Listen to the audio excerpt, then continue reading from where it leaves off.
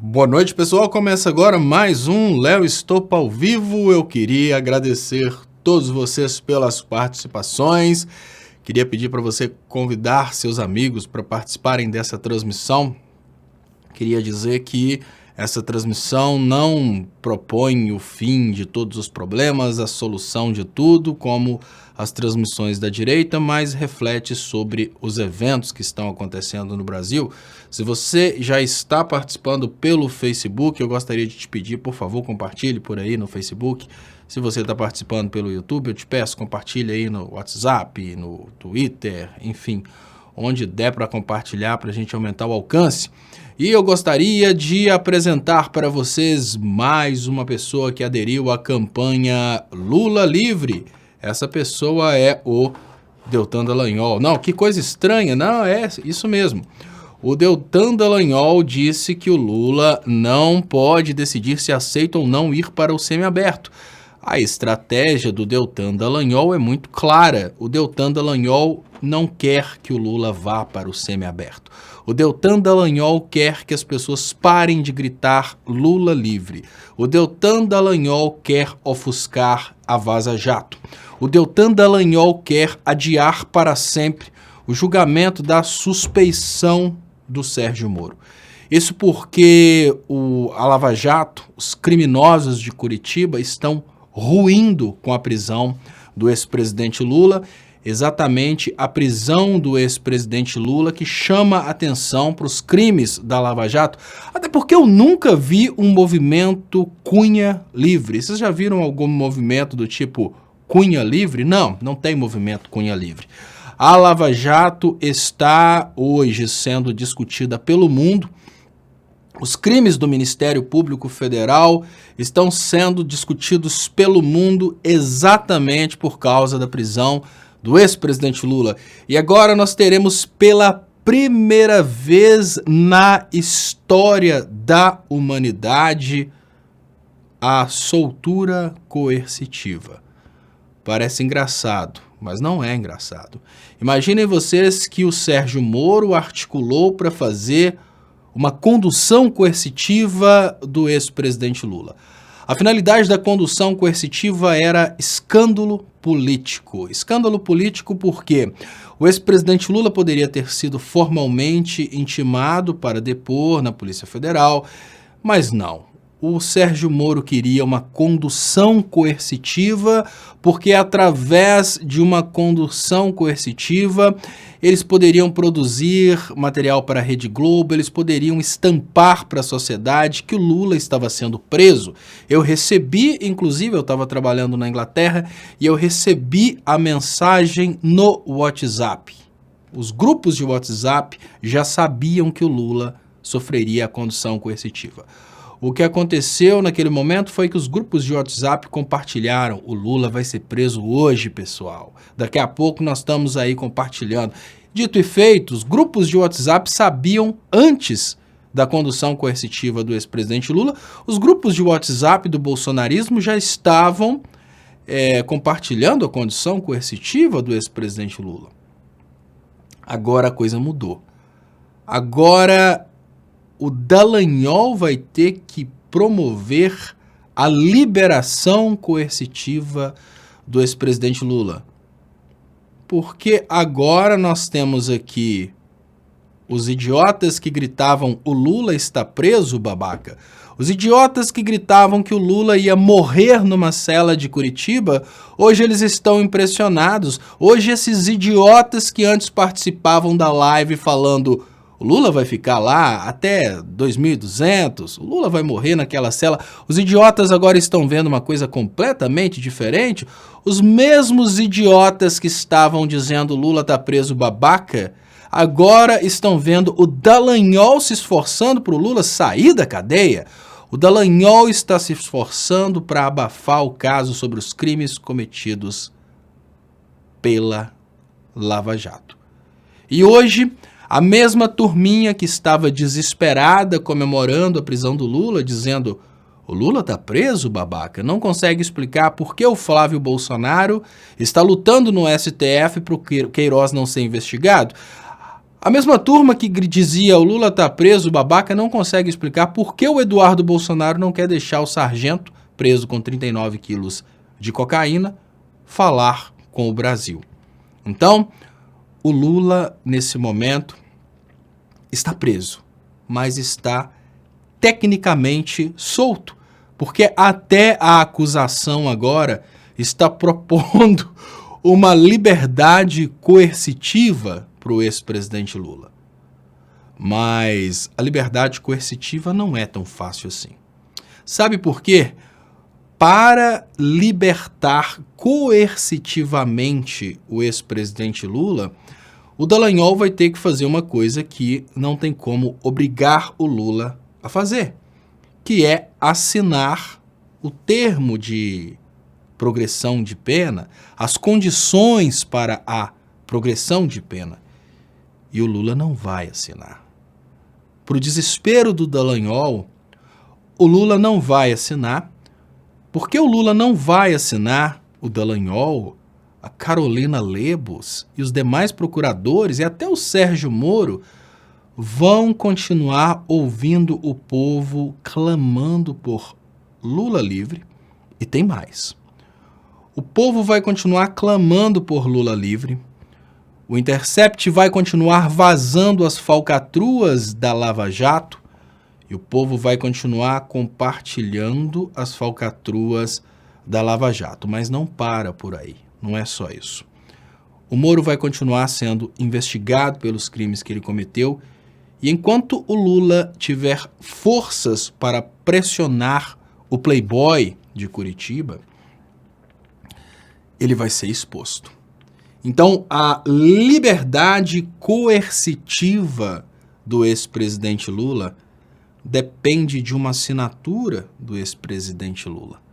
A condução coercitiva não. A condução coercitiva só dependia da disponibilidade dos jornalistas da Rede Globo. É o Moro falando assim, olha, vocês podem mandar os jornalistas no dia tal, na hora tal, e a Globo falando, claro, a gente manda o pessoal filmar, beleza. Era só isso que era necessário para a condução coercitiva do ex-presidente Lula. Mas para a liberdade coercitiva do ex-presidente Lula, é preciso que o ex-presidente Lula aceite os termos da progressão de pena, só que o ex-presidente Lula não concorda que ele está cumprindo pena. Nós estamos falando do ex-presidente Lula, nós não estamos falando do Eduardo Cunha. Como o ex-presidente Lula não concorda que ele está cumprindo pena, e o ponto de vista que eu tenho é que o Lula é um prisioneiro político dentro do Brasil e para o resto do mundo ele é um prisioneiro de guerra, numa guerra que nós fomos derrotados pelos Estados Unidos, o Lula não vai aceitar. E aí a pressão cresce ainda mais, porque nesse momento a chapa esquenta. O Ministério Público achou que ia fazer uma barganha com o ex-presidente Lula. O Ministério Público tinha certeza que o Lula estava tão desesperado para sair da cela. Assim que funciona, não é, Ministério Público? Infelizmente, o Dallagnol está tão acostumado com essas coisas de covardemente prender as pessoas para trocar a liberdade por algum benefício, que ele, nesse momento, ele teve certeza que o Lula ia pular de ponta cabeça no semiaberto. O Dallagnol pensou, a gente pede para o Lula ir para casa, o Lula vai desesperado, correndo, catando cavaco para dentro de casa, mas não deu assim. O Lula não aceitou dessa forma. O Lula não quis ir para casa. O Lula quer trocar de lugar com Dallagnol e com Sérgio Moro. O que eu consigo perceber na postura do ex-presidente Lula é mais ou menos assim, olha, eu até saio daqui, mas eu estou disposto a aguardar até o momento em que eu troque de lugar com o Dallagnol e com o Sérgio Moro. E a coisa vai ficando cada vez mais pesada. A coisa vai ficando cada vez mais pesada porque depois dessa tentativa do Ministério Público de abafar o caso, essa tentativa frustrada, a coisa vai esquentar ainda mais, porque hoje as pessoas vão ter que explicar o que está acontecendo. E vocês imaginem que os poucos apoiadores da Lava Jato, eles já começam a se perder. Veja aqui a criança Ternobil.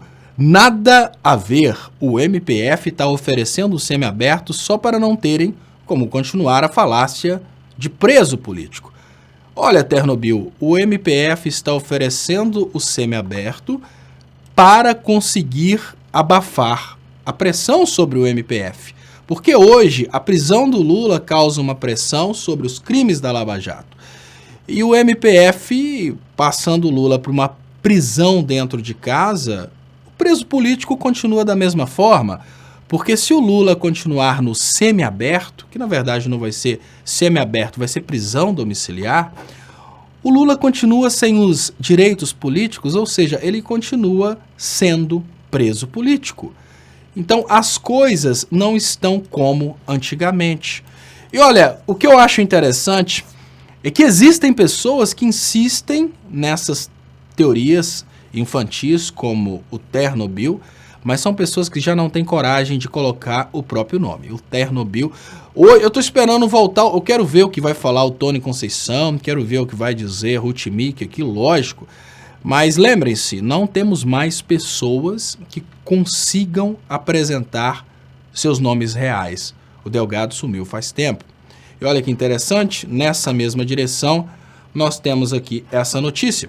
Exclusivo, começam a desmoronar as redes sociais do bolsonarismo. Olha, eu posso reduzir essa mensagem, eu posso reduzir essa matéria, pessoal, a uma frase. Estupidez tem limite. Idiotice tem limite. Burrice tem limite. E vamos lá. As redes sociais bolsonaristas começaram a ser desmontadas como parte do processo de ocaso da extrema-direita. O coordenador do Zap Bolsonaro, Carlos Henrique, distribuiu um áudio nesse domingo com críticas pesadas a Bolsonaro e anunciando a desativação da rede, que inclui um site e cerca de 100 grupos de WhatsApp. O site que congrega os grupos publicou o último post, quarta passada, 25 de dezembro. Então vamos lá. Abre aspas, basta. Olha que interessante. O Ternobil ainda não entendeu, mas esse cara já entendeu. Basta. Se o Brasil está acima de tudo, tenho pena de todos que estão abaixo dele, criticou Carlos Henrique, referindo-se a Bolsonaro, em um áudio de 14 minutos enviado aos grupos bolsonaristas. Abre aspas novamente. O mito nos salvou. Eu, particularmente, um dos comandantes da guerra virtual que mais trabalhou para eleger Bolsonaro, já estou de saco cheio do mito e dessa ilusão de salvador da pátria, disparou Carlos Henrique em outro trecho do áudio. Agora, olha só, pessoal, por que eu estou trazendo para vocês essa matéria? Muito importante. Nós estamos vivendo um momento em que aquilo que a gente imaginava que aconteceria realmente está acontecendo. O bolsonarismo está ruindo, os eleitores do Bolsonaro, os mais ridículos, eles estão começando a passar vergonha e estão começando a gritar, basta. Não pense você que esse rapaz, coordenador dos grupos, ele fez isso porque ele percebeu que o Bolsonaro é uma farsa. Normalmente os coordenadores, eles sabem disso desde o início. O que aconteceu é que esse rapaz está vendo que os seguidores se foram. São poucos aqueles que conseguem continuar nessa loucura. Poucos são os Ternobils da vida. Podem ter certeza, olha, não é para todo lado que você consegue encontrar um bobo para ficar defendendo o Bolsonaro desesperadamente a troco de nada. Então, nós podemos perceber nesse momento que de um lado nós temos um desespero, e um desespero generalizado na Lava Jato, que já prepara uma liberdade coercitiva para o ex-presidente Lula. A Lava Jato prepara uma liberdade coercitiva para o ex-presidente Lula com a finalidade óbvia de abafar o caso. Por quê, pessoal? Olha, não vamos cair na idiotice de imaginar que eles estariam fazendo isso por causa do direito que o Lula tem à progressão de pena. Não, eles não estão fazendo isso por esse motivo. Se fosse outra ocasião, eles estariam conectando os processos, dizendo que o Lula, apesar de ter direito à liberdade, ele deve ficar preso porque vem outro processo. Obviamente, eles estariam contra a progressão de pena. E é muito fácil fazer uma teoria contra a progressão de pena na Lava Jato. É só eles buscarem, por exemplo, o processo do sítio, que também vai cair, obviamente, com a suspeição do Moro, né? Eles conectariam os processos e diriam que o Lula já está condenado em primeira instância, faltando apenas a revisão, o que significa que não faz sentido libertar o Lula. Não, eles já sabem que a liberdade do Lula é a única possibilidade de diminuir o apelo público contra os crimes da Lava Jato. E, olha, uma coisa que nós precisamos concordar nesse momento. Se a Lava Jato quer a liberdade coercitiva do ex-presidente Lula, é porque o bicho tá pegando pro lado deles. Existe uma consciência muito grande nos procuradores da Lava Jato que o bicho vai pegar. Cabeças vão rolar. E hoje o que eu posso dizer para vocês é que cabeças ainda não estão rolando por falta da nossa capacidade de levar isso para os brasileiros. Eu falo isso porque hoje eu perguntei a uma pessoa que está trabalhando comigo, ele é evangélico da Universal, tadinho. Eu perguntei, você não está sabendo do caso dos 39 quilos de cocaína? Ele, não. Você não sabe do caso Queiroz? Não. Você não está sabendo do caso que o Lula faz questão de esperar preso que os casos sejam resolvidos e solucionados, a suspeição do... Não. Ou seja, nós não estamos mostrando para o resto do Brasil o que está acontecendo. Está faltando uma capacidade nossa de comunicação. Se a gente tivesse um entrosamento maior para levar isso para os alienados, eu tenho certeza que a queda do Dallagnol e a queda do Moro aconteceriam bem mais rápido. Deixa eu liberar aqui os comentários, né? E o Tony Conceição apareceu lá na cabeça do comentário. O Tony Conceição ainda está por aqui. Ele diz: e o seu Lula? E o seu Lula, lalá? Oi, oi, sai ou não sai? Aí que tá, Tony Conceição. O Lula, ele não tá preso, babaca. O Lula está lá para prender os seus babacas. Porque nesse momento, o Lula está tecnicamente solto, mas ele faz questão de ficar... Olha que interessante, né? Os alienados achavam que poderiam humilhar o ex-presidente Lula pela questão do ex-presidente Lula ter aquele problema com o dedo. Então é 9 daqui, 9 dali, é 9 dedos. Lula não tá nem aí para isso. Então os alienados achavam que a pior coisa pro Lula era estar preso. E aí vem essa oportunidade, o Dallagnol pensa, nossa, vamos oferecer a progressão de pena, o Lula vai sair catando cavaco para casa. Não, o Lula não quer a progressão de pena. O Lula quer o circo pegando fogo. E o Lula, como sendo o presidente que mais fez a Petrobras crescer, ele está muito disposto a apagar o fogo do Ministério Público com gasolina. É isso aí. E olha, Tony Conceição, espero que você e o seu Dallagnol estejam... Até que você tem solução, Tony Conceição. Sabe por quê? Você foi massa de manobra, você não agiu diretamente. Obviamente você tem culpa por tudo isso que está acontecendo. Mas agora você tem que encarar essa. Vocês podem lutar pela prisão, né, condução coercitiva do ex-presidente Lula.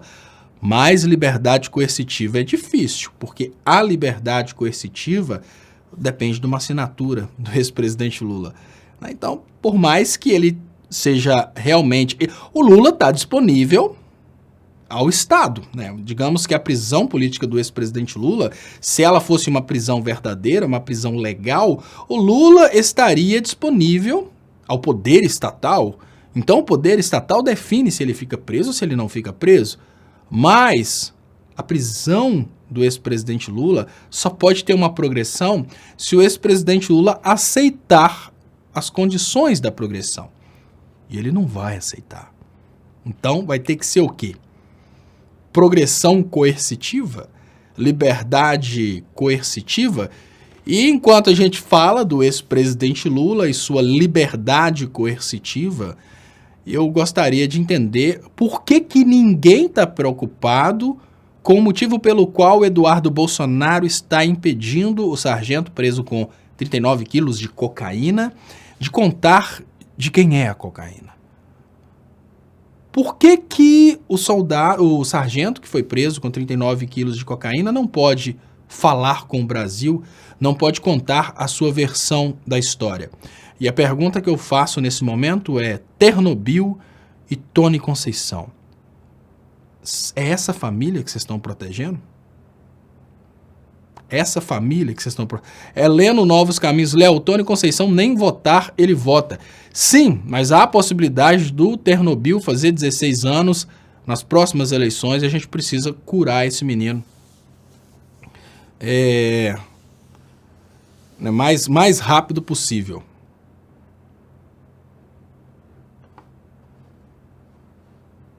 Deixa eu ler aqui. Libertando, da mesma forma que há uma liberdade coercitiva. Deixa eu... Eu gosto de vez em quando de trazer o Cauê Faria Trasmonte. O Cauê Faria Trasmonte é um cara que tenta complicar a live, conduzindo as pessoas no sentido de pensarem que eu sou na verdade, como é que fala? Um infiltrado. Só que não dá, Cauê. Sabe por quê? Desde o momento que eu iniciei o meu trabalho aqui na internet, eu falo a mesma coisa. Então fica difícil. Tá ruim pra você, né? E deixa eu ler aqui. Cauê Faria Trasmonte. Estopa, você fala como tucano, se veste como tucano, é anticomunista, é social-democrata, fez campanha pro Aécio, mas se diz de esquerda. Assim fica difícil entender.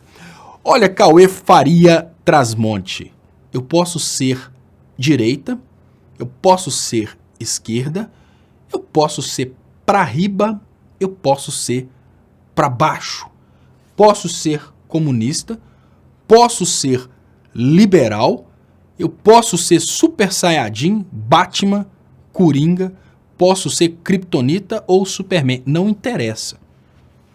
Mais importante para mim é muito simples: Brasil soberano, investimento em saúde, investimento em educação, o povo sabendo da verdade e todo traidor da pátria, se possível, fuzilado. Qual denominação que você quer me colocar? Se você acha que eu visto como tucano, se você acha que eu fiz campanha pro Aécio, né? Não interessa a denominação que você quiser me dar, né? Quiser... será que eu tenho alguma coisa? Eu vou pôr um treco azul aqui, ó. Tá aqui, ó. Tô com um chapeuzinho azul aqui pra você falar que eu sou do PSDB de uma forma mais tranquila, tá, Cauê Trasmonte? Agora, ó, tô aqui, ó, com a campanha do PSDB. E vou cantar Serra é do bem rico, do bem sei lá o quê, do bem caro. Aí cantei a musiquinha do Serra. Mas não interessa, bicho. Olha, eu vou te falar. Se o Aécio vencer e o Aécio fizer investimentos na educação, se o Aécio colocar o Brasil como um país soberano, se o Aécio bater de frente com os interesses internacionais para prevalecer os interesses do Brasil, parar de vender estatal, reverter o que está debaixo do solo brasileiro para o povo brasileiro, eu sou Aécio, eu não sou filiado a partido nenhum. Eu te falo, se o Bolsonaro começar a ter posturas nacionalistas, começar a olhar pelo povo, eu vou bater palma pro Bolsonaro, eu já falei até mais. Se o Bolsonaro tivesse coragem de governar pro povo brasileiro, se de uma hora, vamos pensar que de uma hora para outra desse um piripaque na cabeça do Bolsonaro, o Bolsonaro começasse a governar pro povo brasileiro e parasse de trair o povo e entregar nosso patrimônio para fora. Eu já falei que eu tô disposto a ir em frente à casa do Bolsonaro, levantar uma coroa e falar, Bolsonaro é meu rei. Então, cara, eu não tô nem aí se você fala que eu sou tucano, se você quiser falar que eu sou periquito, papagaio, seja lá o que for. Pra mim, tanto faz. Sabe por quê? Olha, não sou filiado a partido nenhum. Não sou, como eu diria, não sou idólatra não, cara. Não, sou, assim, não tem uma caixinha pra você me colocar dentro daquela caixinha e eu descer assim, né, certinho naquela caixinha. E a Cláudia Oliveira, muito bem, Léo, você é do lado do povo. Do lado do povo, simples assim. Olha, se o nosso povo, se o Brasil tivesse muito evoluído a ponto de um liberalismo... Tanto é, o Cauê Faria Trasmonte, nos meus antigos vídeos é possível ver isso. Quando as pessoas me perguntavam sobre liberalismo, eu falava, o liberalismo, ele é bom para o Brasil, desde que o Brasil não esteja na condição daquele que libera. E eu traduzo. Imagine você o seguinte, na situação atual, o Brasil é um país que perde com o liberalismo. Porque o Brasil sendo liberal com os Estados Unidos, o Brasil vai perder sua indústria, porque a indústria dos Estados Unidos é mais eficiente. Então é natural que a indústria dos Estados Unidos devore a indústria brasileira. Mas numa situação de negócios entre Brasil e Angola, por exemplo, eu quero mais é que o Brasil e Angola sejam liberais. Porque a indústria de Angola, naquela época, estaria inferior à indústria brasileira. Então a indústria brasileira conseguiria, por exemplo, vender para Angola e manter essa mesma condição de Brasil produzindo industrializado, Angola como sendo indiretamente uma colônia. Então, cara, olha, eu não tô dentro de uma caixinha, não. Eu estou muito tranquilo nesse sentido. E deixa eu trazer para o lado de cá. E fala o Ternobil, para a magistrada não há urgência para militar se manifestar sobre o caso. E disse que a Comissão de Relações Exteriores da Câmara não tem a função de julgar criminalmente. Olha, Ternobil, você está trazendo manipulações do Poder Judiciário, manipulações da Câmara. Eu tô querendo saber a verdade. Tipo, não adianta se virar para mim e falar, não, segundo o caso Queiroz não precisa ser julgado agora porque o Flávio Bolsonaro tem que ser julgado pelo STF. Eu quero entender o seguinte, você quer saber da verdade ou quer achar justificativas para proteger o seu criminoso de estimação? Básico, porque olha, no momento que as pessoas falam comigo assim, ah, você é um jornalista do PT que recebe dinheiro do PT, eu falo, ó, toda a minha vida financeira está à disposição. Você pode pegar e achar, se achar, eu pago 1 milhão de vezes aquilo que você achar. No momento que falaram do Glenn, o Glenn falou, não, a gente abre nossas contas aí e colocaram pro povo. No momento que falaram da Manuela, ela pegou o celular imediatamente e já disponibilizou. Nem deu tempo de respirar, já disponibilizou. E assim por diante. Quando a gente fala do Eduardo Bolsonaro, do Flávio Bolsonaro ou do Bolsonaro, o que eu percebo é que vocês vêm com desculpas para explicar o porquê que aquilo não deve ser julgado. E não coisa do tipo, não, peraí, vamos escutar a verdade, vamos escutar a verdade. Por que a gente não pode escutar a versão do cara? Por que a gente não pode escutar o que o cara tem a dizer? A gente não quer julgar, não. Eu nem sou juiz. As pessoas que estão querendo escutar o que aquele cara tem a dizer, elas não estão querendo saber do que o juiz pensa ou do que o juiz deixa de pensar. As pessoas querem saber a versão que o cara tem para contar. Né? Olha, vamos cair na real. Às vezes aquele cara vai morrer sem contar a versão dele da história. Você não tem nenhum interesse de saber a versão dele. O que te interessa é só essa questão de como que a família Bolsonaro vai articular para o cara nunca ser ouvido? Né? Então assim, ótimo, o que o cara tem a dizer tá nos autos. Ótimo, tá aqui o Ternobil. Exatamente, ou seja, o cara não pode contar a versão dele, e aí eu só tenho a dizer uma coisa, Ternobil. Você tem bandido de estimação. Eu não tenho bandido de estimação. Como eu não tenho bandido de estimação, como nós da esquerda não temos bandido de estimação, a gente quer a verdade, doa a quem doer. E o que eu tenho percebido é que vocês têm lutado desesperadamente para que o caso Queiroz não seja realmente levado adiante, né? O Flávio Bolsonaro tem lutado no STF para o Queiroz não ser investigado. Da mesma forma, o Flávio Bolsonaro luta desesperadamente para o seu sigilo bancário não ser quebrado. A gente tem visto um trabalho desesperado do Eduardo Bolsonaro para que esse senhor que foi pego com 39 quilos de cocaína não possa falar com o povo brasileiro, né? Então, o que eu posso dizer para você é o seguinte: todas as manifestações contra o Lula foram ouvidas e nenhuma das manifestações conseguiu produzir provas. Já pensou se esse traficante aí, se esse mula tiver condições de apontar para onde vai essa droga? De onde vem, para onde vai? A gente não sabe o que ele tem a dizer. Quem sabe ele tem a coisa do tipo: no dia tal foram depositados tantos milhões na conta do político tal referente ao tráfico de drogas. Não conseguiram falar isso a respeito do Lula. Então, você vai me desculpar, o Ternobil e qualquer outra pessoa que tá aí nessa loucura aí, o que eu posso falar com você é o seguinte: vocês estão num desespero muito grande para defender o bandido de estimação de vocês. Para com isso, cara. Olha, a menos que você ganhe algum dinheiro com seu bandido de estimação, a menos que você seja advogado do seu bandido de estimação, pare de defender seu bandido de estimação de graça. Deixa o Éder Flamé, obrigado, Éder. Léo, boa noite. Léo, sinceramente, você para me explicar o vírus de Sincericity do Temer, do Janot, do Aloysio Nunes, da Marta Suplicy. Explica, Léo. Então, muito obrigado, Éder. Muito obrigado, Matheus Nascimento Mendes. Léo, fala dos 2 bi liberado pro MEC e dos 3 bi block. Tá, Matheus Nascimento Mendes. Muito obrigado, Matheus. Tá do lado de cá, subindo devagarzinho. E o Subeto traz aqui para eu corrigir, né? Léo, corrija-se, por favor. Você diz incorretamente progressão de pena e o correto é progressão de regime. Exatamente. Então, desculpa aí o pessoal das áreas jurídicas aí. O certo é progressão de regime, né? Do regime fechado para o regime semiaberto. Obrigado, Subeto, pela força aí. Obrigado, Matheus Nascimento, que pede para falar aqui sobre os 2 bi liberados para o MEC e do 3B Block, né? Eu tenho que ler sobre isso, eu não sei não, ainda não, certo, para te falar certinho não. Olha só,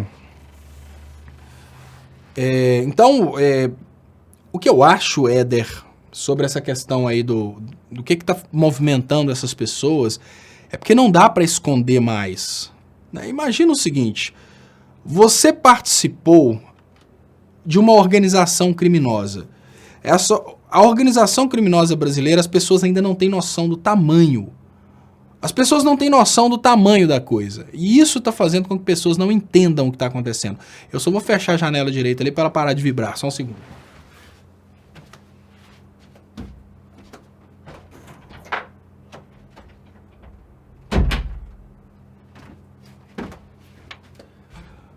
O que está acontecendo hoje, o que acontece hoje, pessoal, é que o povo brasileiro não tem condições de avaliar o tamanho do rombo que aconteceu no Brasil desde o golpe contra Dilma até hoje. O que está acontecendo é o seguinte, pessoal, veja bem. Por causa do golpe contra a Dilma, desde o golpe contra a Dilma, prisão do Lula até hoje, nós tivemos uma situação perpétua no Brasil. Situação perpétua é o seguinte: imaginem o seguinte, nós tínhamos até o golpe uma situação em que o Brasil, você, eu, nós éramos donos do que estava no subsolo brasileiro. Nós éramos donos do petróleo, por exemplo. Ah, mas espera aí, o petróleo era do povo, mas a gasolina era muito cara. Não, não tem nada a ver uma coisa com a outra. A gasolina é um produto do petróleo vendido para o povo. O lucro do petróleo era investido na saúde e na educação. Depois de toda essa movimentação que nós tivemos, vejam o que aconteceu no Brasil como resultado dessa movimentação política. É muito importante analisar isso para a gente ter noção do tamanho do que aconteceu, Helder. Ora, nós tivemos a destruição da indústria nacional. Primeiro ponto. O Brasil passou por um processo de desindustrialização. Desindustrialização significa que o Brasil deixou de ser um país industrializado e passou a ser um país quase que rural. Além desse processo de desindustrialização, nós tivemos um processo de venda do patrimônio. Então, qual que é a realidade? A gente sai de 2014, que a gente teve o menor desemprego da nossa história, e começa um processo de golpe contra o Brasil. Essas pessoas que você está falando são pessoas que participaram desse golpe. Essas pessoas prometiam um Brasil maior, um Brasil mais rico, um Brasil próspero a partir desse golpe. Então, desde 2014 até hoje, essas pessoas estão envolvidas nessa troca de modelo político, troca de modelo econômico. Essas pessoas, elas acreditavam que seria possível esconder do povo o que estava acontecendo. Qual que é a realidade? O que vai colocar... O que o Brasil vai passar agora nos próximos anos? Qual que é a realidade do Brasil nos próximos anos? Primeiro ponto, o Brasil não vai mais conseguir pagar aos trabalhadores o que pagava antes. A gente fica brincando que o engenheiro virou Uber, é uma forma de dizer que o engenheiro está desempregado, mas várias pessoas que antes ganhavam 10, hoje ganham 3. Então, todo brasileiro teve uma redução no seu poder de compra, todo brasileiro. Até mesmo os funcionários públicos, porque a inflação acabou comendo parte do patrimônio. A desvalorização do Brasil comeu parte do patrimônio. Então, a partir daí, nós tivemos uma outra situação que a gente precisa considerar, que ela é uma situação que eu vejo como uma situação sem retorno, a desindustrialização. Com essa situação de desindustrialização, hoje nós temos muitas coisas no Brasil em excesso e essas coisas vão brigar por clientes. Por exemplo, por causa da destruição da indústria, por causa da destruição do comércio e a redução do mercado, hoje nós temos vários caminhoneiros brigando por uma pequena quantidade de fretes. Hoje nós temos vários empregados brigando por uma pequena quantidade de empregos. Ou seja, nós temos toda uma população brigando por uma pequena quantidade de dinheiro. Então, tecnicamente, nós temos uma situação na qual o Brasil não vai voltar a ser o que era antes. Vocês acham que alguma pessoa que não foi o protagonista do golpe vai querer assumir parceria com o golpe? Não, claro que não. Se nem o Temer quis assumir esse protagonismo do golpe, o Temer que foi o produto do golpe, todo mundo agora vai querer pular fora da responsabilidade do golpe, da responsabilidade do que está acontecendo. Porque, olha bem, os caras trouxeram um Brasil que crescia para um Brasil que só cai, um Brasil que aumentava salário para um Brasil que congela salário, um Brasil que estava em caminho da prosperidade para um Brasil que está a caminho da miséria. Quem fez isso agora vai querer botar a culpa no outro. Claro que vai querer botar a culpa no outro. E tem sempre aquele para ser mais culpado. Dentro do Ministério Público, o Janot, que sem dúvida estava no meio de tudo isso, hoje ele tem a oportunidade de sujar a biografia do Dallagnol apenas. Olha, quem vai ser o Ustra do Ministério Público? O Dallagnol. Quando que o Dallagnol vai ser lembrado como herói? Só quando a gente tiver um outro ciclo bolsonarista. Então, durante os próximos 30 anos, o Dallagnol vai ser reconhecido dentro do Brasil como um traidor do Brasil. O Dallagnol pode vir a ser reconhecido como um herói quando o Brasil tiver um novo Bolsonaro, daqui 20 ou 30 anos. Antes disso, ele vai ser o mesquinho que usou o Ministério Público para destruir a economia. Da mesma forma, o Sérgio Moro. Todo mundo quer pular fora disso. Hoje, todos querem dizer que realmente sabiam que era golpe, que sabem que é golpe, reconhecem que é golpe, pessoas vão dizer que foram enganadas, como a Janaína, são pessoas que, olha, eu fui enganado, eu não sabia que era assim. Muita gente vai pular fora disso. Tem muita gente que vai pular fora disso. Por quê? Porque deu errado. Deu errado. Qual que foi o produto de tudo o que aconteceu desde o início até agora? A Globo, por exemplo, que foi protagonista disso, ela não quer, nesse momento, dar o braço a torcer porque ela ainda tem alguém na política. Ela tem o Sérgio Moro na presidência da República. Mas se o Sérgio Moro cair, a Globo cai matando em cima do Bolsonaro. E no final das contas, eles vão tentar colocar toda a bomba em cima do Dallagnol, toda a bomba em cima do Bolsonaro.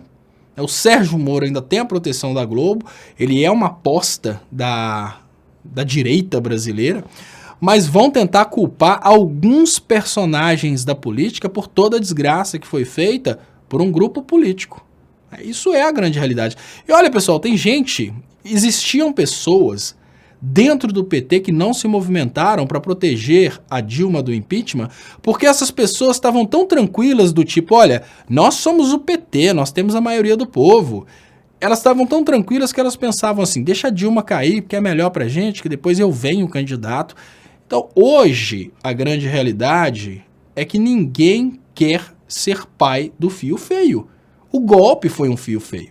Todos que participaram do golpe são responsáveis por toda a desgraça que está acontecendo no Brasil. Todos que participaram do golpe são responsáveis diretos e indiretos pela quebra da economia, pela quebra da indústria, pela venda do pré-sal. Querer dizer hoje que a venda do pré-sal não vai dar prejuízo ao Brasil, porque agora está privatizado. Essa conversinha, né? Essa é a conversinha deles. Agora que está privatizado, acabou, não tem mais mensalão.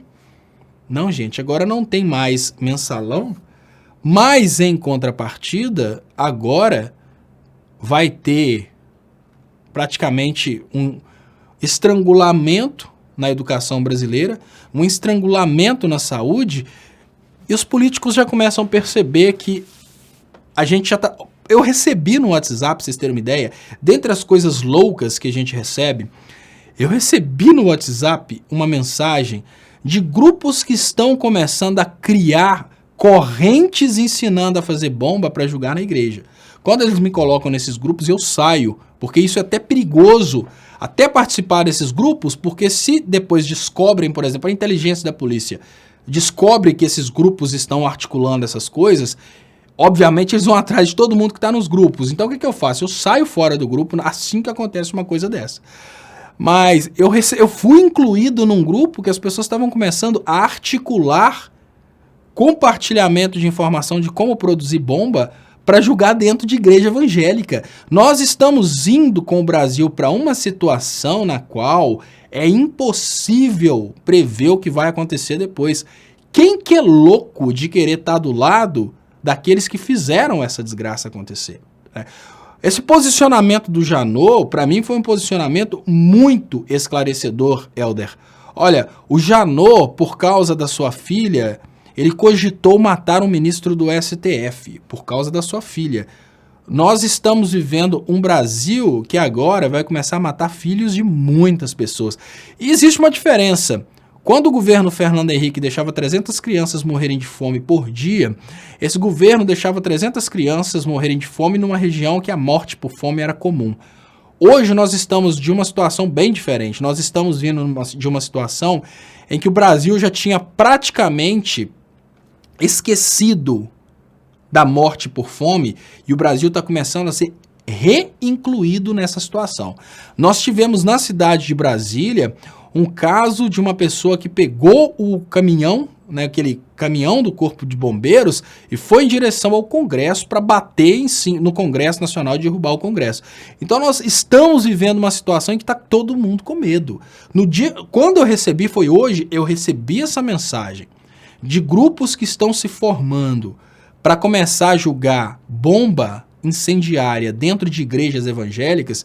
Eu pensei, olha, ou é um grupo de loucos que não vai fazer absolutamente nada, ou então é um grupo realmente perigoso, porque nós estamos indo em direção a países da Arábia Saudita, a país do Oriente Médio. Nós estamos indo naquela direção. E hoje é mais fácil perceber por que acontecem esses ataques lá. Por quê? Porque eles influenciaram na política e uma parte do povo ficou com muita raiva e a partir daí eles começam a descontar dessa forma. Tá todo mundo com medo. As pessoas estão com medo daquilo que eles fizeram. Todo mundo hoje quer pular fora do que fez. Porque, no final das contas, se o Gilmar Mendes quase morreu por desrespeitar a filha do Janot, todos estão vulneráveis. Todos podem morrer da mesma forma. Então vamos cair na real. Não existe ninguém seguro num país inseguro. Não existe ninguém seguro num país que está vivendo essa crise que a gente está vivendo. Então, o que eu consigo ver nesse momento é ninguém quer se associar a isso. E eu queria agradecer muito Vivi Silva. Eu gostaria de lembrar a vocês, pessoal, quem puder ajudar meu trabalho, tem as contas bancárias que estão anunciadas aí nas descrições desse vídeo, né? Tem contas de praticamente todos os bancos, o que significa que você pode ajudar do banco que você tem conta, sem necessariamente ter que pagar uma transferência. Você pode ajudar com qualquer valor, e eu agradeço muito. Eu vi que algumas pessoas ajudaram com R$5 e eu digo, olha, faz diferença, no final das contas faz diferença para o meu trabalho. Então eu peço, quem puder ajudar, ajude dessa forma, quem puder ajudar compartilhando também, eu agradeço muito. E quem estiver fora do Brasil e quiser ajudar, tem o PayPal, você pode ajudar aí com uma transferência pelo PayPal. Deixa eu agradecer aqui, Vivi Silva. Boa noite, Léo. Lula, em sua imensurável sabedoria e humildade, prova a todos que a dignidade é um valor inegociável. A verdade prevalece e prevalecerá. Muito obrigado, Vivi Silva. Então, muito obrigado a todos vocês. Pessoal, eu fiz isso e eu queria dar a dica para vocês do seguinte. Se em algum momento você receber você foi incluído em qualquer grupo de WhatsApp que esteja propondo compartilhamento de vídeos ensinando a fazer bomba, se você for incluído em grupos de WhatsApp que ensinam, que incentivam qualquer tipo de violência, do tipo jogar bomba na igreja, essas coisas, saiam do grupo, bloqueiem o grupo, denunciem o grupo e saiam do grupo. Por quê? Pode ser que isso seja, inclusive, uma armação da própria direita para endurecer o regime, né, para, digamos que, ser necessária uma intervenção militar. Então, a sugestão que eu dou para todas as pessoas que me acompanham é muito simples. Se você for incluído num grupo, for convidado para cometer qualquer crime, isso é terrorismo, isso é muito perigoso, saia do grupo e não faça esse tipo de coisa, né? Então, enfim, não participe sob hipótese alguma dessas loucuras. Eu tenho visto, né, eu não sei se é porque o meu nome, né, as pessoas imaginam que eu posso divulgar esse tipo de coisa, mas eu tenho visto alguns grupos, já não é a primeira vez que me incluíram em grupo desse tipo, era grupo de rebelião, né, de sair para as ruas, para destruir, para fazer acontecer, e nesse momento me incluíram nesse grupo que a intenção era incendiar igrejas.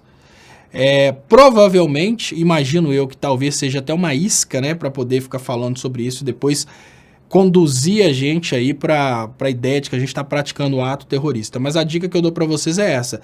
Se num determinado momento incluírem você num grupo que faça esse tipo de proposta, qualquer proposta terrorista, nem responda, só exclua e bloqueie o grupo. E jamais participe desse tipo de coisa, porque isso pode ser até uma pegadinha para enrijecer ou endurecer o regime. E KKF, não dá para denunciar esse grupo? Então, o KKF, o que você pode fazer é denunciar o grupo, né? Existe essa possibilidade de denunciar o grupo. Mas o mais importante é o seguinte, não tente se aproximar do grupo, não tente trocar conversas. É muito importante você, digamos que, bloquear até a amplificação dessas ideias. Se essa ideia surgir, bloqueie essa ideia até sem responder. Tipo, o cara tá lá, te incluíram num grupo, você vê que o teor do grupo é isso, bloqueie o grupo, saia do grupo e não responda nada, nem do tipo de coisa, isso é feio, porque é melhor você nem responder, porque depois, se teve uma troca de conversa com esses grupos aí, eles podem usar isso para, de repente, te incluir em atos terroristas. E é isso que eu pensei, olha, eu não vou nem responder, vou picar a mula rapidinho, até para não ter jeito de me incluírem de alguma forma no meio disso. E o Tony Conceição chegou ao ponto de perturbar muito o pessoal está pedindo aqui, bloqueiem o Tony Conceição, deixa o Tony Conceição falar, hoje é o dia de desespero dos garotos que protegem o Bolsonaro, dos anti-Lula, porque hoje eles estão percebendo que nós estamos vivendo um momento bem diferente. Hoje não trata-se aí da condução coercitiva do ex-presidente Lula, hoje trata-se da liberdade coercitiva do ex-presidente Lula. E o que acontece nesse momento é que o Ministério Público quer desesperadamente a liberdade do Lula ou a progressão de regime para evitar que os holofotes continuem apontando para os crimes do Ministério Público, para os crimes da galera aí, da galerinha de Curitiba. Deixa eu agradecer Roger Melo, boa noite, Léo. Conheço alguns bolsominions arrependidos, mas tenho a impressão que estão todos prontos para votar no Moro, Huck, Dória e companhia. Estou cansado de tentar conversar com essas pessoas. E o que pode acontecer, Roger Melo, assim, hoje eu fico imaginando qual que seria a intenção de um presidente que suceda o Bolsonaro, e a única coisa que eu consigo ver é a venda do que sobrar, porque nós estamos conduzindo o Brasil para uma situação tão complicada, né? Nós estamos conduzindo um Brasil para uma situação de um Brasil que não é dono do seu patrimônio, para um Brasil que não tem mais indústrias. Então nós estamos numa situação bem complicada aí. E eu não sei quem vai querer ser o próximo presidente ou o que ele vai fazer como próximo presidente, né? E o Jonathan Jô fala que não precisa nem preocupar com terrorismo. Já tem uma bomba no Palácio do Planalto destruindo o Brasil. Deixa eu ver aqui como é que estão os comentários. E as pessoas perguntam onde está um corpo saudável. Um corpo saudável, ele teve uma recaída porque saiu usando muitas bombas aí. Não é brincadeira, pessoal, não sei de um corpo salgado. Deixa eu trazer aqui o Reinaldo, né, olha.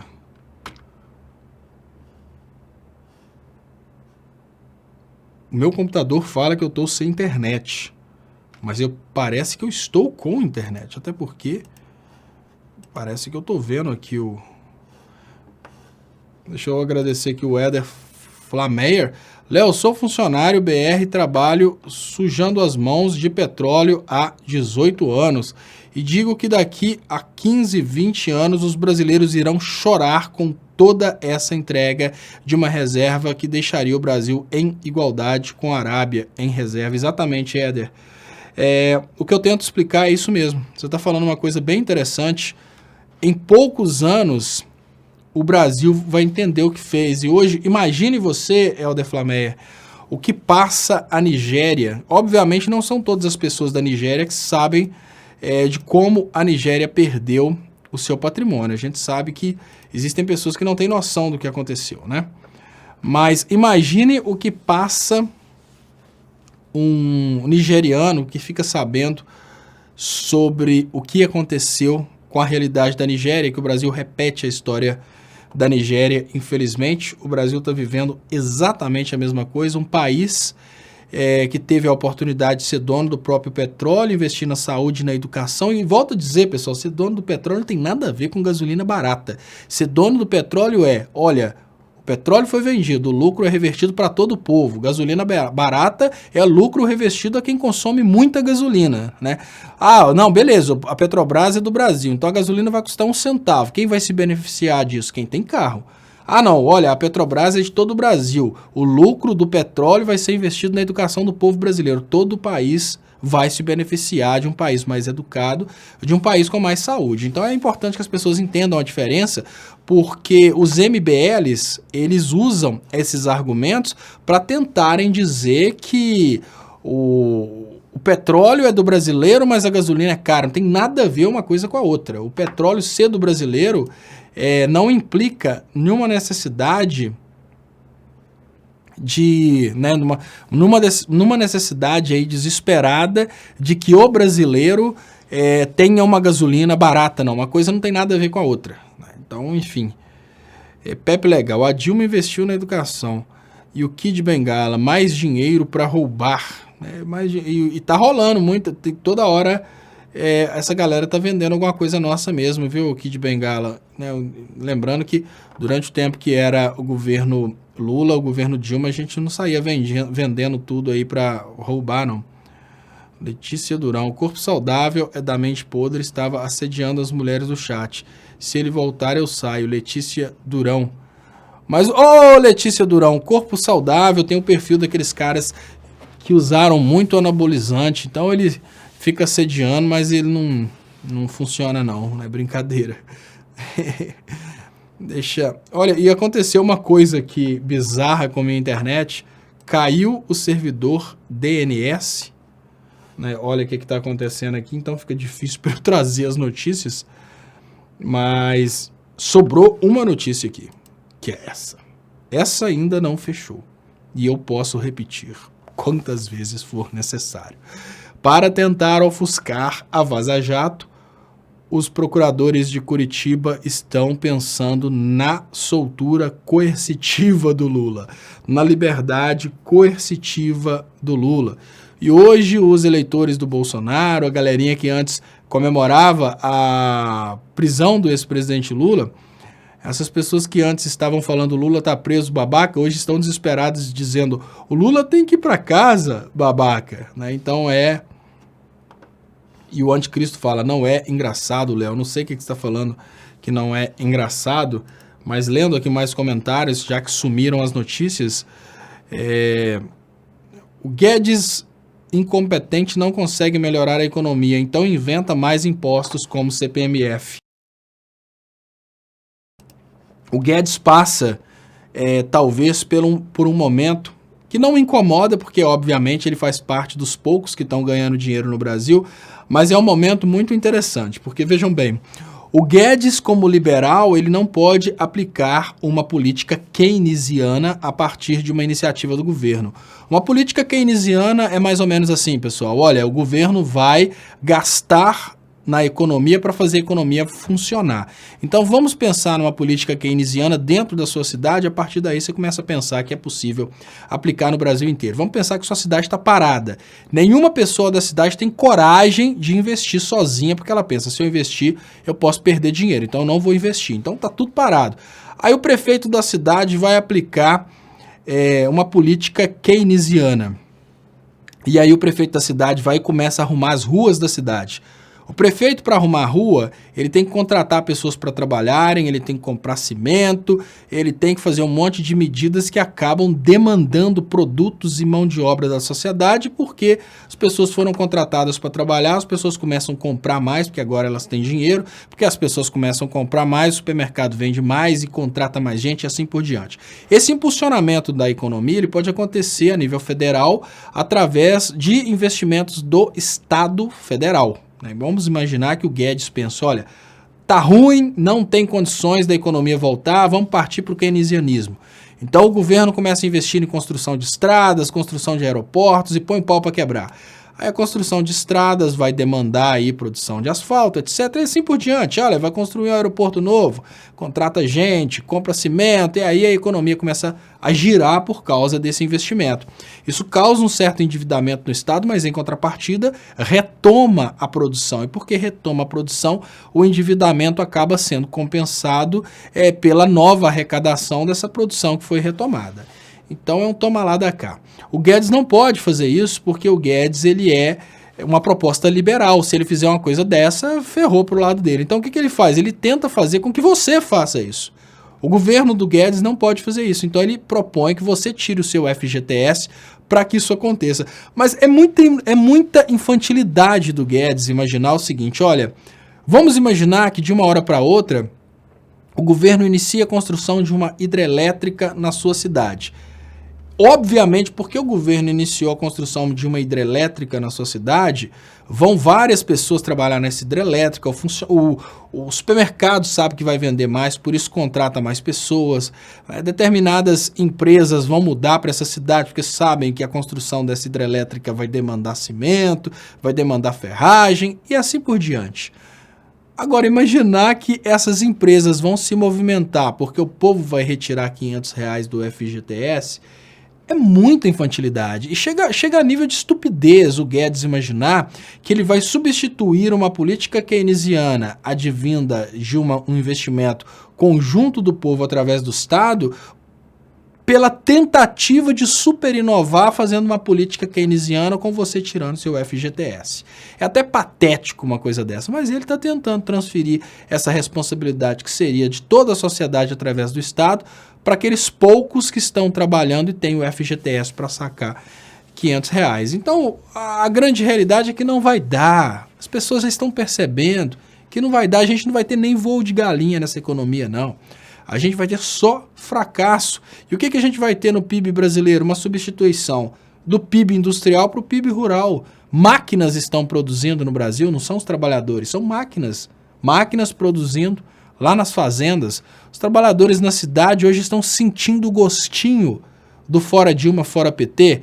As cidades cheias de barracas, o comércio praticamente parado, a indústria aniquilada e todos eles olhando para o céu e gritando fora Dilma, fora PT, o mito está na presidência, viva, viva, viva. É a estupidez que infelizmente tomou o Brasil e a gente precisa ver esse povo sofrer um pouquinho. O mais engraçado é isso. Os locais que mais trabalharam pelo bolsonarismo, que são as cidades industrializadas como São Paulo, são os que mais estão pagando nesse momento. Então, mais uma vez, muito obrigado, Helder Flameyer, pelo superchat.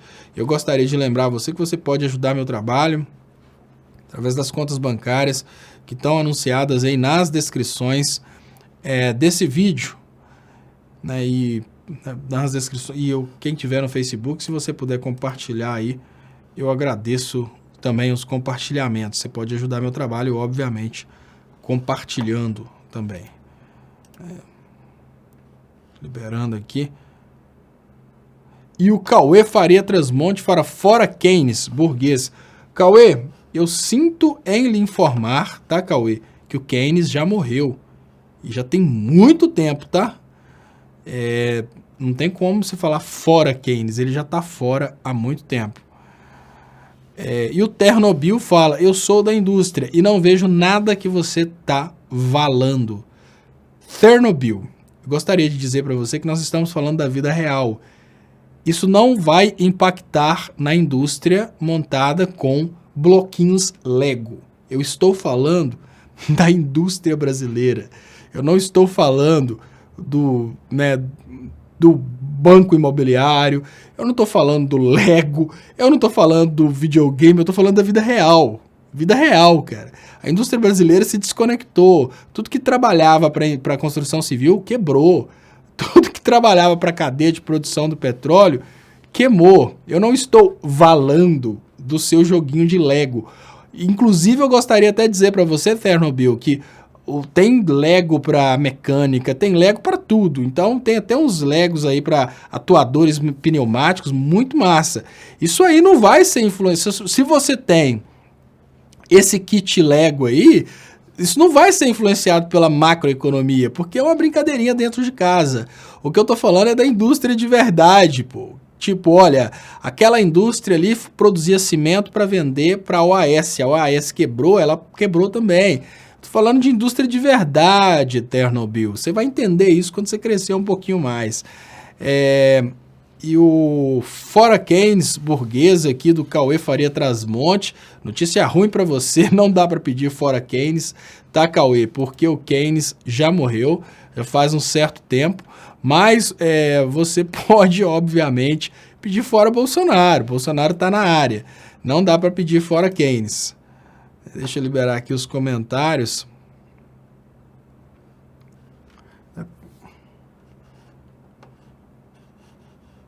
Deixa eu colocar aqui os comentários do lado de cá. E o Gênesis Oliveira não pode falar isso com o Ternobil. Né? Precisamos, Gênesis Oliveira, o Ternobil, pelos comentários a gente consegue ver que não passa de 12 anos, não pode falar isso. E o Cauê de Faria Trasmonte fala, eu não sabia, Estopa, você é inteligentíssimo. Muito obrigado, Cauê, eu sei, eu sou o máximo. Quer dizer, eu sou até um pouco mais que o máximo. Você pensa assim, no máximo, coloca um pouquinho a mais, e sou eu, muito obrigado, né? Então é mais ou menos isso aí, né? Porque eu sei que o Keynes já morreu, agora você está sabendo também, e eu posso até dizer que você também é inteligentíssimo, porque até poucos segundos atrás você não sabia disso, mas agora você está sabendo. Então, eu posso até finalizar esse pequeno bate-papo aqui sobre os inteligentíssimos falando, é nóis, Cauê. Agora que você sabe também que o Keynes já morreu, você também é inteligentíssimo, então é nóis. Deixa eu liberando os comentários aqui. Edivaldo Silva fala, boa noite, Léo, como ainda tem paciência para tentar explicar para aqueles que são umas antas? Edivaldo Silva, é preciso fazer meditação, né? Eu não tenho paciência. A realidade é que eu não tenho paciência. Tanto é que, se você prestar atenção, eu estou balançando, que na hora que eu vejo muita bobeira, eu fico, né, tremendo aqui de desespero. Mas a gente vai tentando. E aqui, por que Dilma nomeou Joaquim Levy, o banqueiro do Bradesco, para ministro da Fazenda? Olha, Cauê de Faria Trasmonte. Eu quero entender o seguinte, Joaquim Levy era dono da Friboi, da Oi e da Ferrari de Ouro? Porque eu não sei explicar o porquê. Quem que ela deveria ter nomeado? Você acha que ela deveria nomear para ministro da Fazenda alguma pessoa só porque era, por exemplo, do MTST? Né? Não, eu estou te perguntando porque quem que você acha que deveria ter sido nomeado? Eu? Obviamente é necessária uma pessoa com um certo tato com poder financeiro, né? Um certo conhecimento de finanças. E você acha que ela conseguiria nomear para ministro da Fazenda uma pessoa da política que não fosse conhecida na área financeira, né? Eu quero entender, quem que você sugere? Claro que existem sim críticas pertinentes ao Joaquim Levy, mas poderia ter sido o Crivella, talvez orando ele fizesse a multiplicação do dinheiro. Será que é isso que você está querendo dizer?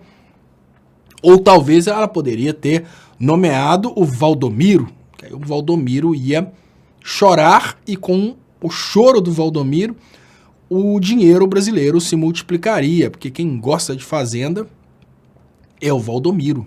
Então quem que você acha, Cauê, que poderia ser o ministro da Fazenda da Dilma? A filha dela, né? Talvez a filha dela? Ou o Lulinha? Então alguém tinha que ser nomeado. Fosse quem fosse, você ia criticar.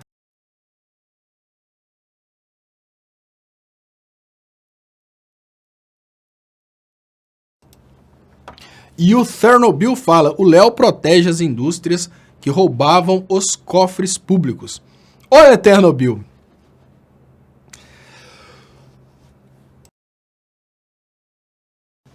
Olha, Chernobyl. Eu acho massa seu comentário. O Léo protege as indústrias que roubavam os cofres públicos. E quando eu imagino uma mensagem dessa sua, eu protejo muito as indústrias de engenharia, que eu acho que engenharia é, sem dúvidas, o alicerce do desenvolvimento. Eu fico imaginando uma indústria da construção civil roubando os cofres públicos. Vocês já pensaram uma betoneira? Né? Eu não consigo mostrar uma foto da betoneira aqui não, porque as coisas não estão funcionando muito bem aqui. O servidor DNS caiu, então eu consigo continuar transmitindo, mas não consigo abrir mais nada na internet. Mas betoneira é aquele negócio que fica girando assim para misturar o cimento. Né? Vocês já imaginaram, deixa eu ver se eu coloco aqui, betoneira. Né? Imagina o seguinte, vocês já imaginaram uma betoneira dessa aqui correndo no meio da rua e abrindo, arrombando o BNDES, uma betoneira dessa aqui, sai correndo, arromba o BNDES e enche isso aqui de dinheiro e sai correndo, cheia de dinheiro? Pois é. É uma indústria da construção civil roubando um cofre público. A betoneira vai, quebra a porta do BNDES, emboca o dinheiro e sai correndo com o dinheiro. Sabe por que o Chernobyl? Indústria não rouba nada, não, o menino bobo. indústria, ela tá lá para produzir, gerar empregos, ela não rouba nada. Então você não tem que destruir uma indústria. É mais ou menos assim, olha, vamos imaginar a seguinte coisa, né? Ah, você tem um carro, você acabou de comprar um carro, seu carro tá lá novinho. Aí você foi sofrer um acidente com o carro, você foi e atropelou uma pessoa. Você vai lá e bota fogo no carro. Ah, como é que é? Né? Tipo, você tá no prédio, tem um elevador. Aí você entra no elevador, o elevador trava com você, você sai do elevador e quebra o elevador todo. Não, Ternobil. Indústria não rouba cofre público, não, cara. A indústria, ela produz, ela gera empregos. Vocês já imaginaram? Olha, o camarada, ele pega...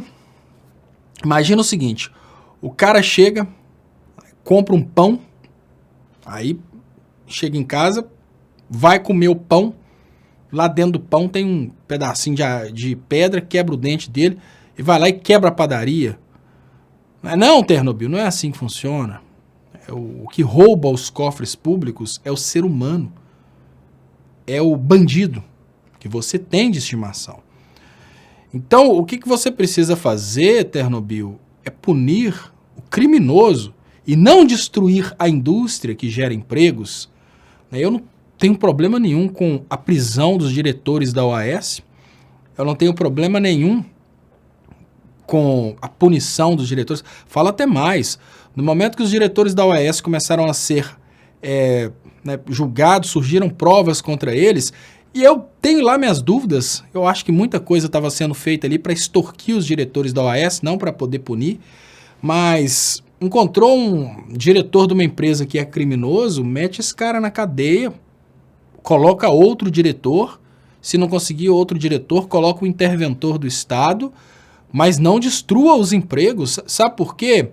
Essa ideia de que uma indústria da construção civil vai ter um monte de máquinas, imagina-se um exército de betoneiras correndo para o BNDES para roubar o dinheiro do BNDES. Não, imagina, Ternobil, 500 máquinas dessas andando em direção ao BNDES e roubando o cofre público. Não é assim que funciona. Tem um espertalhão ali que está fazendo coisa errada, é ele que tem que ser preso. E que culpa tem o pedreiro que trabalhava na OAS? Que culpa tem a fábrica de cimento que vendia cimento para a OAS? E o David Franklin chama atenção aqui, chama-se administrador judicial, o cara que fica lá cuidando da empresa enquanto o diretor está cumprindo pena, se for preciso. E você acha mesmo que o Brasil deveria ter gerado 15 milhões de desempregados por causa de alguns criminosos? Não, o Moro quebrou essas indústrias, Ternobil, para que indústrias dos Estados Unidos pudessem tomar um mercado que antes eram de indústrias brasileiras. Deixa de ser bobo, menino. Agora, no dia que você trouxer para mim, pode até... Eu não acredito em delação premiada de gente que falando que teve um exército de betoneira que saiu correndo de dentro de uma construtora e roubou o BNDES. Não, eu não acredito, tá, Ternobil? Mas se tiver uma filmagem das betoneiras andando em direção ao BNDES, roubando dinheiro público, aí eu acredito. Aí a gente até pode mudar de opinião e pensar, não, realmente tem que destruir a indústria, porque a indústria tem vida própria, ela vai, corre lá e rouba os cofres públicos. Mas até onde sei, Ternobil, você vai entender isso assim, que talvez com 12 anos de idade você já consiga entender isso. Até onde sei, o que acontece é que quem rouba é o ser humano. Quem rouba os cofres públicos é o picareta. E uma pergunta interessante aqui do Pepe Legal,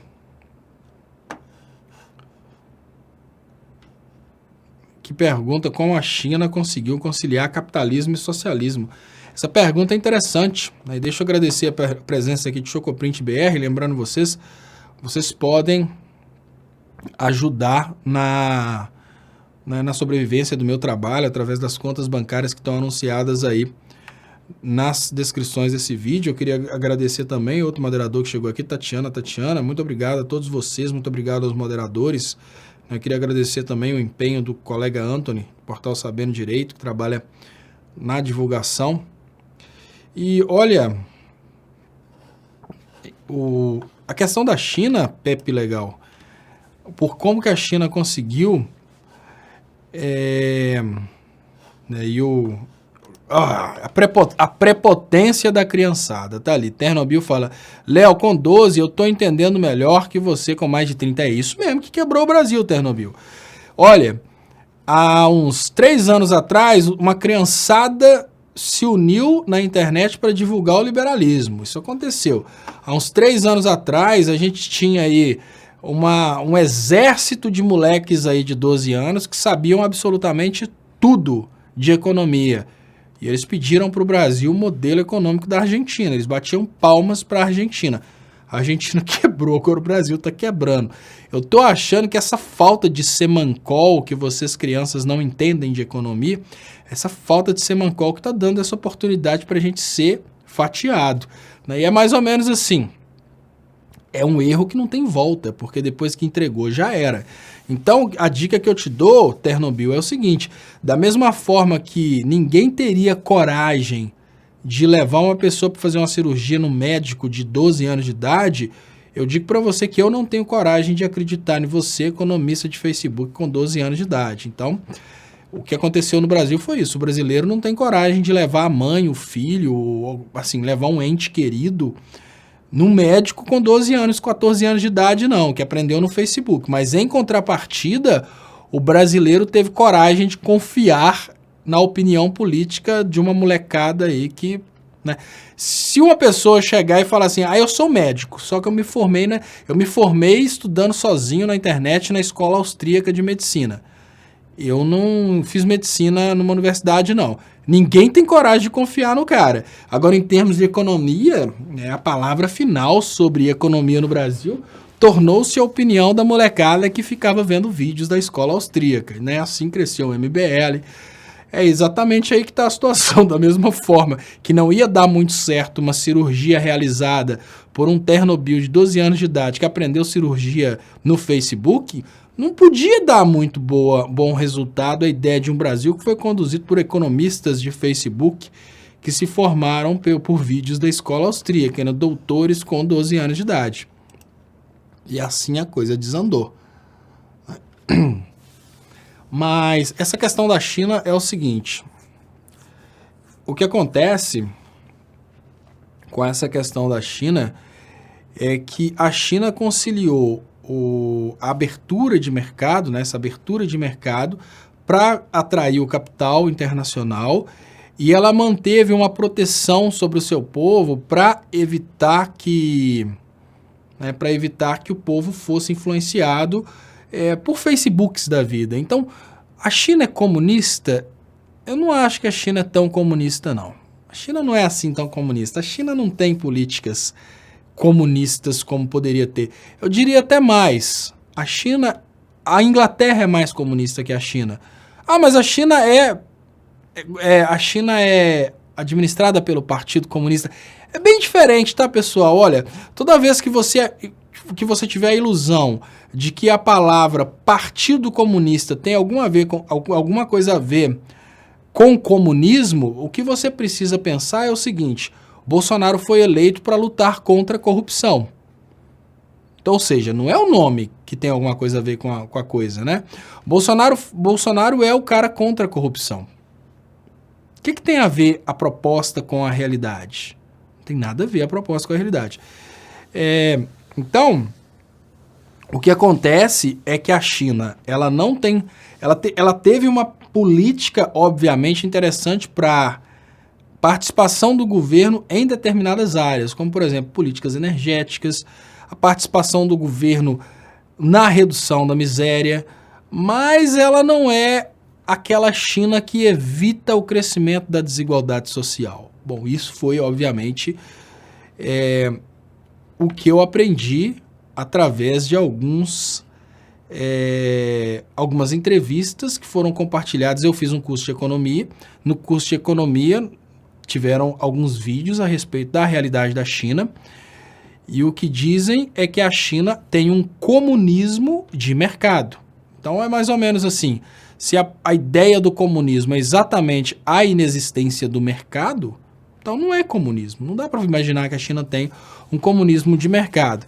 A China não tem tantas políticas de redução de desigualdade social como teria numa realidade comunista, né?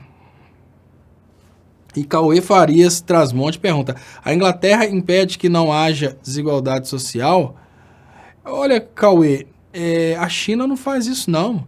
A China está criando uma aristocracia, um povo extremamente rico de um lado, apesar de que ela trabalha pela redução da miséria por outro lado. Então, não há possibilidade de, assim, ao meu ver, né, Cauê, lógico, não existe muita possibilidade de você incentivar o desenvolvimento econômico através do mercado se você, ao mesmo tempo, estiver promovendo uma igualdade, né, econômica por outro. É mais ou menos assim, olha, nós temos um país no qual o médico ganha a mesma coisa que o chapa. O chapa é o cara que carrega coisas no caminhão.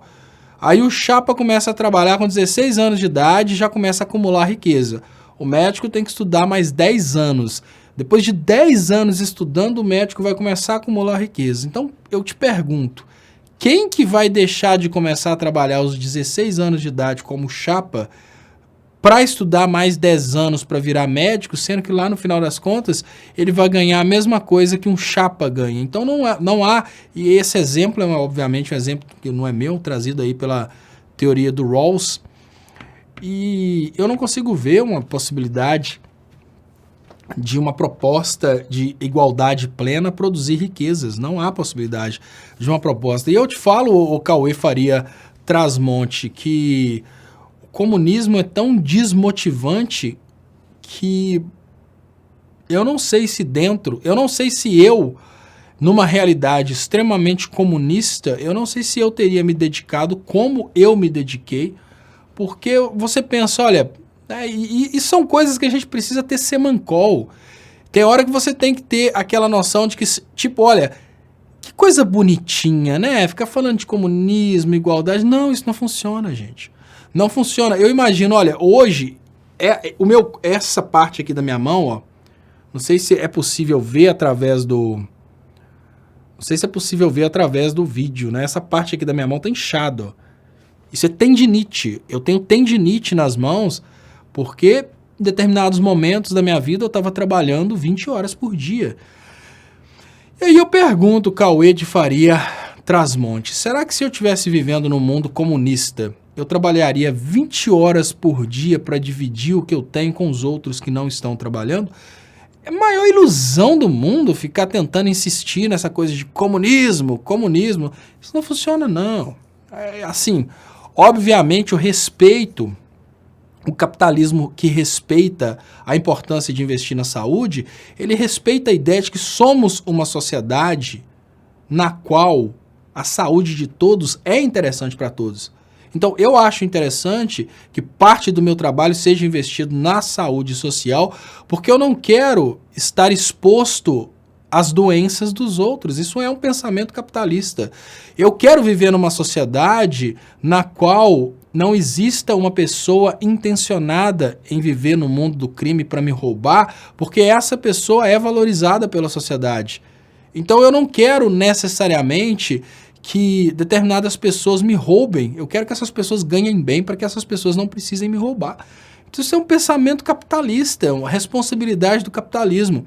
Agora, por que os superliberais não se preocupam com isso? Qual que é a probabilidade, Cauê, de um Luciano Huck ser roubado? O cara tem, ele quer ir para um lado para o outro, ele tem jatinho. Ele quer sair de uma parte para outra da cidade, ele tem helicóptero. Não tem possibilidade desse cara ser roubado. A saúde pública, a segurança pública nem interessa para esse cara. Qual que é a possibilidade de um Silvio Santos ser roubado? Só se ele fizer aquela loucura dele de confiar na sorte e não ter segurança em casa quando rolou aquele sequestro lá, mas em termos de dinheiro, ele tem dinheiro para se proteger, para sair. É lógico que esses caras têm uma visão liberal que não tem nada a ver com a minha visão de redistribuição de renda. Eu penso diferente. Ao meu ver, como para mim é muito importante diminuir a criminalidade, diminuir as doenças na sociedade, eu acho que o investimento em saúde, educação, são investimentos importantíssimos. Porque esses investimentos vão criar uma situação muito mais confortável. Você acha que na Inglaterra a criminalidade é menor que no Brasil porque lá os seres humanos são melhores? Você acha que um ser humano inglês é melhor que um ser humano brasileiro? Não. Não. Um ser humano inglês, ele tem mais oportunidades de acesso ao emprego, acesso à educação, acesso a tudo. Então, olha, o que eu te falo é que na Inglaterra não vale a pena roubar. Uma pessoa chega na Inglaterra, hoje, o Partido Conservador inglês, Partido Conservador Liberal inglês, está propondo um salário mínimo de 10 libras por hora. Aí eu te falo, olha, os caras estão propondo 10,40 libras por hora, que seria equivalente a mais de 50 reais. E aí eu te pergunto, será que vale a pena, Cauê, o cara deixar de ganhar 10 libras por hora? O cara vai ganhar praticamente uma televisão, que lá com um dia de serviço você compra uma televisão.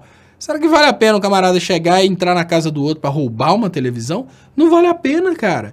O que você consegue fazer com o capitalismo para o capitalismo diminuir a criminalidade? Tornar o crime, assim, colocar o crime numa situação que ele não vale a pena. Olha, se o cara entrar na casa do vizinho e roubar a televisão, ele não vai conseguir vender. Porque lá é tão fácil comprar uma televisão que quem quer comprar vai na loja e compra. A loja vende. Então, pior, lá é o seguinte, todo mundo lá que tem emprego, tem um cartão de crédito, o cara entra no PayPal, o cara compra o negócio no eBay, o cara compra o treco chega no seu endereço lá, tudo por um preço que você paga do jeito que você quiser. Por que alguém vai roubar se ele não vai conseguir vender? Né? Por que alguém vai roubar, sendo que ele corre o risco de ser preso? Se ele trabalhar com um dia de trabalho, ele consegue, às vezes, mais do que o que ele conseguiria roubar. Então, assim, é uma coisa completamente sem nexo. E a Mauri, trabalhador brasileiro. Na China, tudo pertence ao Estado. Não é assim não, tá, Mauri? Na China tem patrimônio particular, sim. Tem patrimônio privado, sim. Apesar de que o Estado é maior. O que a China faz é um controle anti-domínio do capital. A China evita que o capital privado domine tudo, mas existe o patrimônio privado. Deixa eu agradecer vocês pelas participações. Lembrando, você pode ajudar o meu trabalho através das contas que estão anunciadas aí nas descrições desse vídeo. Quem puder se inscrever aí nos canais, eu agradeço muito. E eu vou rodar aquele vídeo aqui que encerra as lives, logo depois eu coloco a reprise. Então, muito obrigado, pessoal, e até amanhã. Aqui no Brasil,